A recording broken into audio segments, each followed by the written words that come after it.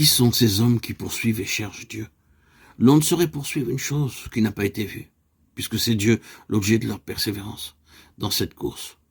Nous voyons ici quels sont ces hommes engagés dans ce mouvement venu des cieux. Ils sont des hommes affranchis des influences de la vie naturelle, crucifiés avec Christ, et qui haïssent leur propre vie. Ils sont, dans toute la signification du baptême, morts et ensevelis avec Christ. Romains 6, 3, 4. Livrés sans partage, reconnaissant les droits souverains de Dieu. Ils l'ont placé au centre de leur être intérieur. Et par l'expérience de la croix sont amenés dans la connaissance vivante de Christ, car leur vie naturelle a été ôtée du chemin de Dieu par la croix.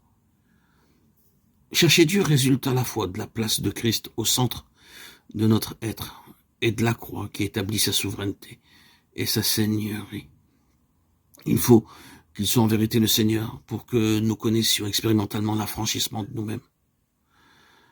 La soif de le connaître est le résultat de l'œuvre de la croix en ceux qui le cherchent et de l'élimination de ce qui procède de la vie propre tournée sur elle-même. La profondeur de notre communion avec le Dieu vivant ne saurait aller au-delà de la mesure de notre transparence opérée dans notre constitution par la croix. Elle est l'expression de la mesure de Christ en nous. Poursuivre et chercher demande que nous soyons entièrement dans cette parole. Je cours afin de remporter le prix de l'appel céleste en Jésus-Christ. Philippiens 3, 14. Car l'instrument pour cette restauration implique qu'il vive et marche avec Dieu, dans une relation étroite exempte de toute ombre. Dieu est attiré par ce qui convient et qui est conforme et propre à sa nature. Et ceci est expliqué par le fait qu'il produit cette soif et ce besoin grandissant de le chercher. Alors que la croissance et le développement de sa nature limpide et transparente en nous attisent ce besoin de le connaître.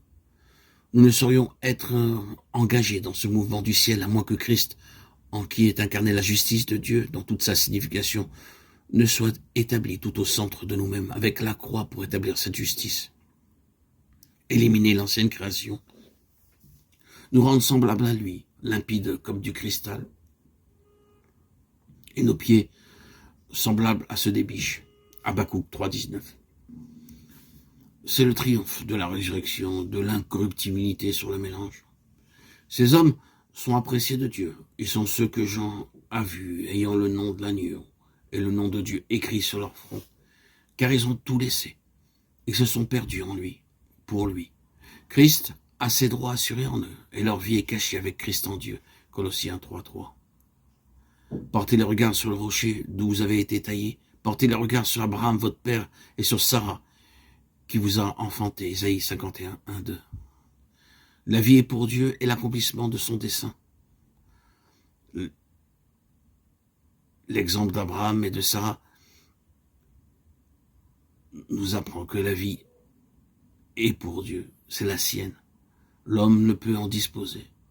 Elle est en nous pour une intention précise. Elle est la norme divine, c'est par elle que tout est mesuré.